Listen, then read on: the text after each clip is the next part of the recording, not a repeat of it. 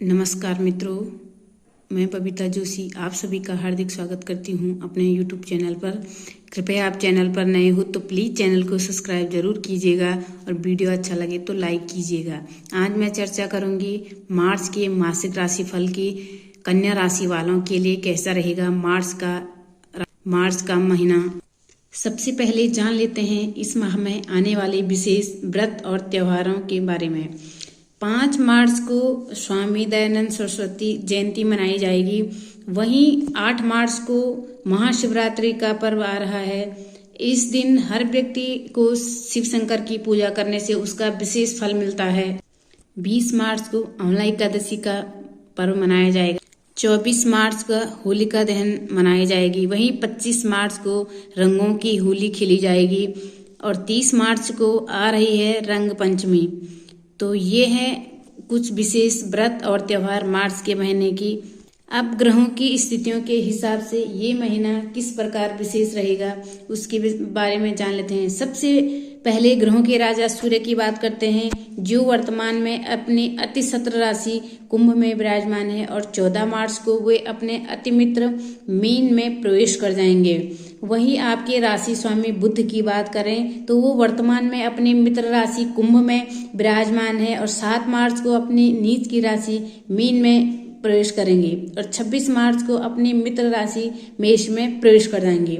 मंगल ग्रह की बात करूं तो वो वर्तमान में अपनी उच्च की राशि मकर में विराजमान है और 15 मार्च को वे अपनी शत्रु राशि कुंभ में प्रवेश कर जाएंगे।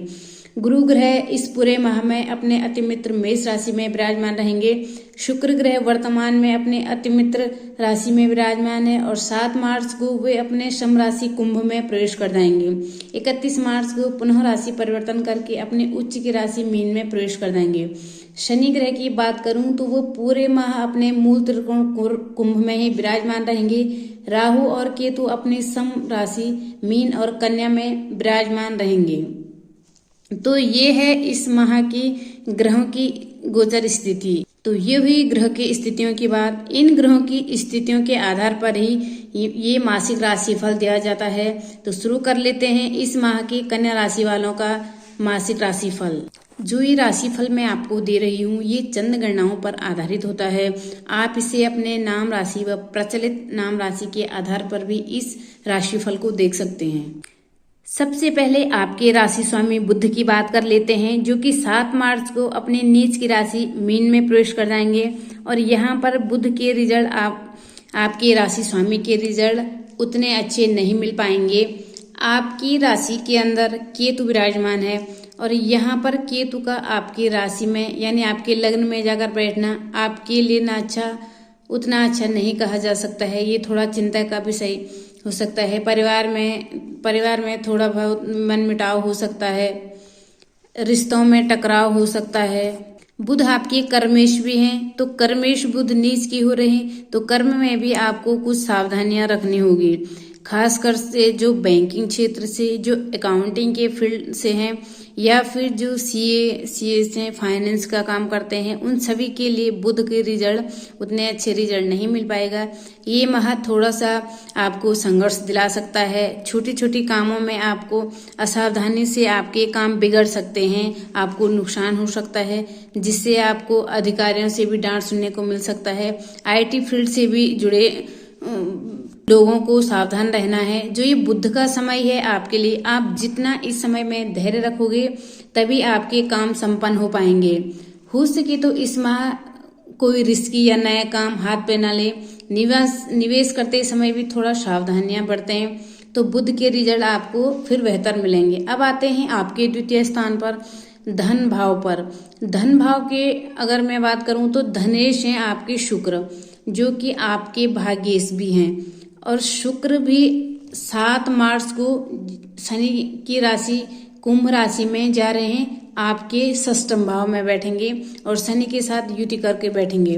तो ये समय आपके लिए स्वास्थ्य के मामले में भी आपको थोड़ा संभल कर रहना होगा। वही इस समय आपको धनागमन से संबंधित समस्याएं हो सकती है। कुछ कामों में अगर लापरवाही करी तो आपको हो सकता है आपको अधिकारियों से भी डांट मिल सकती है।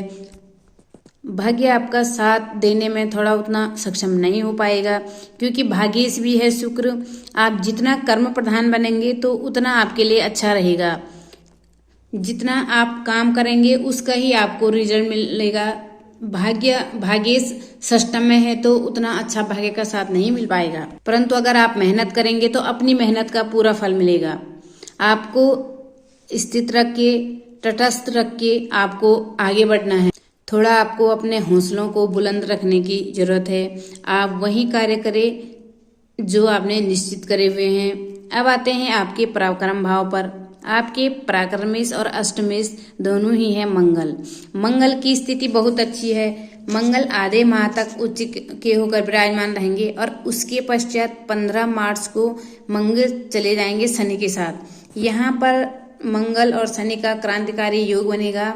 ये योग आपके पराक्रम और अष्टम भाव के हिसाब से बहुत ही उपयुक्त है, क्योंकि पराक्रम भाव तृक स्थान है, अष्टम भाव अच्छा घर नहीं है।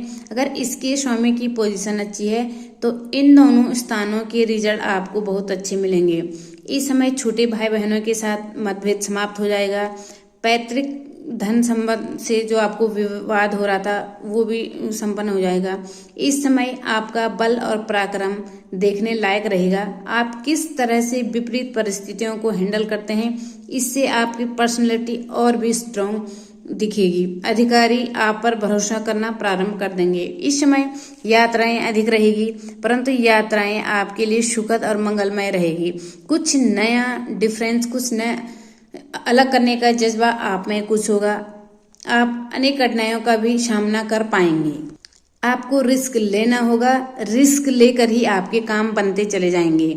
इस समय आप सोच समझकर डिसीजन लें और थोड़ा सा जानवरों से सावधान रहे। अब आते हैं आपके सुख स्थान पर। देखिए, आपके सुकेश और सप्तमेश हैं गुरु, और गुरु अष्टम भाव में जाकर बैठे हैं। यहाँ गुरु का बैठना सुकेश के हिसाब से अपने से पंचम और सप्तम के हिसाब से अपने से एक घर आगे, तो इस हिसाब से तो बहुत अच्छा है। पर गुरु एक सौम्य ग्रह है, अष्टम भाव अच्छा नहीं होता है, इसलिए गुरु वैसे रिजल्ट नहीं दे पाएंगे जैसे देने चाहिए। तो थोड़ा सा धैर्य और संयम से काम लीजिए।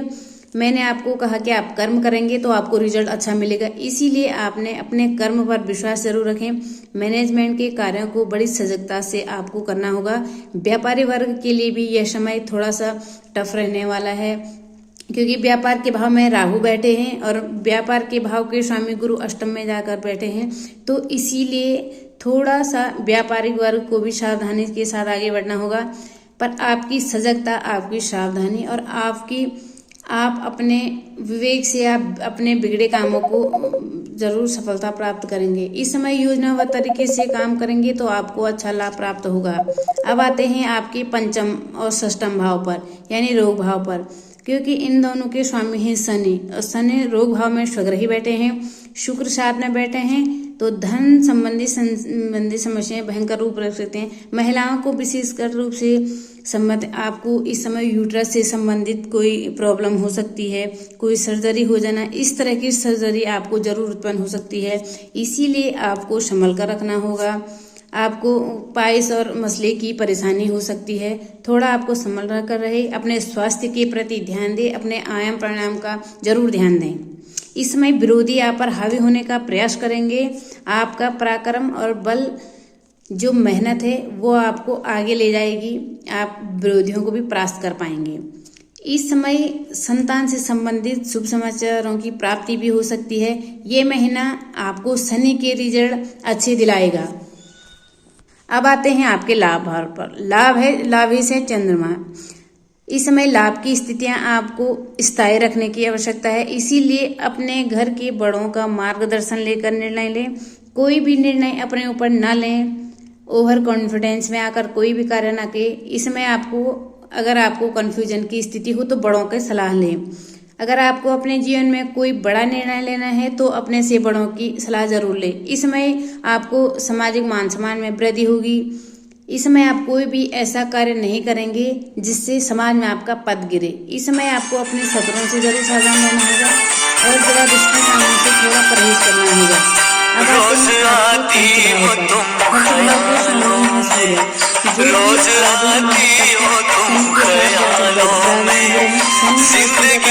एक साथ बैठना अच्छा नहीं है। उसके पश्चात 14 मार्च के पश्चात सूर्य आ जाएंगे आपके सप्तम भाव पर। खर्च भाव के स्वामी का सप्तम भाव में बैठना थोड़ा जीवन साथी से आपको टोकना पड़ेगा कि वो अगल खर्च ना करें, इससे आपका बजट बिगड़ सकता है। इसीलिए आपको सभी पारिवारिक सदस्य मिलकर अपने खर्चों का निर्वहन करें और थोड़ा एक बैलेंस बनाकर चलें और उसी के हिसाब से खर्च करें ताकि समस्याएं विकराल रूप न लें। कर्ज लेकर उधार लेकर आपको अपने जीवन को आगे न बढ़ाना पड़े, इसलिए थोड़ा सा सावधानी को लेकर आगे बढ़ें। इसलिए सूर्य के परिणाम आपको बेहतर ही मिलेंगे। तो ये है कन्या राशि वालों का मार्च का मासिक राशिफल। अब आते हैं इस महीने के उपायों पर, क्योंकि इस महीने में बहुत सी विशेष व्रत और त्यौहार आ रहे हैं। तो इसलिए होलिका दहन के दिन श्रीफल लेकर 7 बार अपने ऊपर से और घुमाना है और फिर अग्नि को अर्पित करना है। इसलिए आपकी सेहत हमेशा अच्छी बनी रहेगी और किसी भी प्रकार की नज़र है तो उससे आपकी सुरक्षा हो सकती है। शिवरात्रि पर शिवलिंग पर जल अर्पित करने के बाद रुद्राक्ष की माला से ओम सोमेश्वराय नमः मंत्र का जाप करें, इसलिए आपको महीना ज़्यादा बेहतर रहेगा।